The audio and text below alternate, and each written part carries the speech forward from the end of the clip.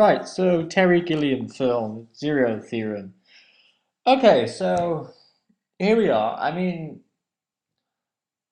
it reminds me greatly of Barton Fink because I didn't love that movie. I thought it was okay, but I thought it was a bit of a disappointment because of who made it. Here I have the same problem. It's very nice to look at. It's very beautiful. All the visual stuff is fantastic and a five-star film on its own. But it's just about a three-star film at best. And it could have been so much more than just a three-star. I think it could have been at least a five if there was more to do with the script and the story. And there are great things about it, but the things about it don't really work, which were my problems with Barton Fink. I think it's not as it's probably a little bit better than Barton Fink. I gave it a little bit extra marks than Bottom Fink because I gave Bottom Fink 6.2. This will get 6.4 as I've already calculated, and I obviously blog. But I mean, there are less sort of bizarre things in it. They're in obviously Bottom Fink that make no sense for the Coens. You know, like I obviously won't go back into that. You have to look back at my review, but obviously Gilliam's style is odd, but that's what makes him so fun to watch. And with obviously the Coen brothers, they are odd as well, but then Bond I think was the wrong end of odd. But here's the problem: Christoph Waltz is fantastic in the film, but I don't really get what the story was doing. I mean, there's this whole thing about he believes there's going to be a calling for his life, and there's something beyond that. And the trailer showed something, it had great promise, and then you just kind of feel a little bit let down. I mean, it doesn't really go anywhere, and then by the end of it, it's just life is all a big end all, and that's the end after that, and then that's it. That's gone. And there obviously are things about the black wormhole you see about three or four times during the movie, and I don't know, just something about it didn't really click with me. And watching it, I was sort of split in two things. Of visually, I'm really enjoying it.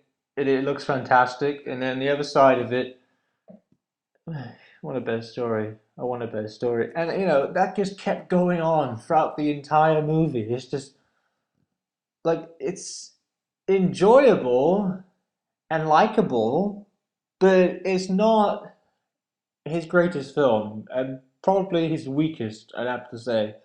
I've seen.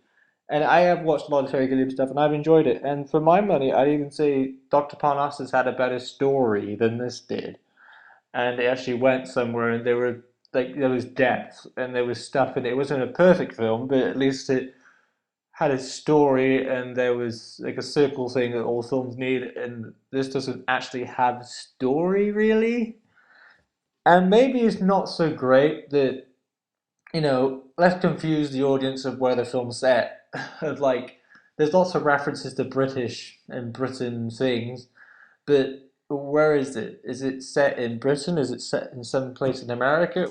And I think that it didn't have that great structure that films, like really great films, have. And it's definitely miles better than really terribly, terribly films, that just make you want to vomit and just punch the screen or smack your head open, like Detention or Johnny Be Good or Final Destination 5, or just, horrible, terrible films that you want to kill at any sight you can.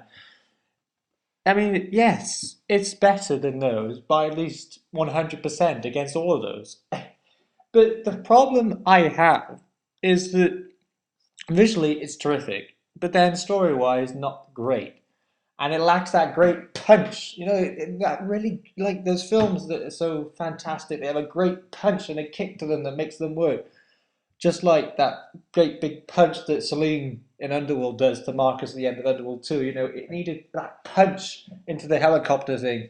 Well, I'm not saying obviously kill somebody in a helicopter in another movie, because obviously that was just the Underworld. But what I'm saying is the point, it needed a great punch of an impact, and it lacked that, sadly. And it doesn't add to the caliber of the really great films I've seen recently. Like War of the Roses or Scent of a Woman or The Believer. All fantastic films, and I've seen so many great films, and this just kind of falls a bit short. I mean, it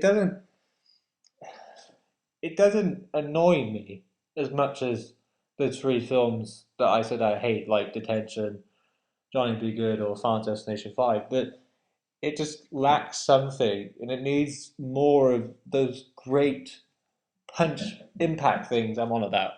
And there's a bit in the movie where they say about, this whole thing about putting something together, and then like video game trying to put this cube together and it's not working, and then it falls apart. And that's my problem with the film. It's like it's all nicely put together and the visuals are great and it's fun to look at, but then it falls kind of apart and a bit flat.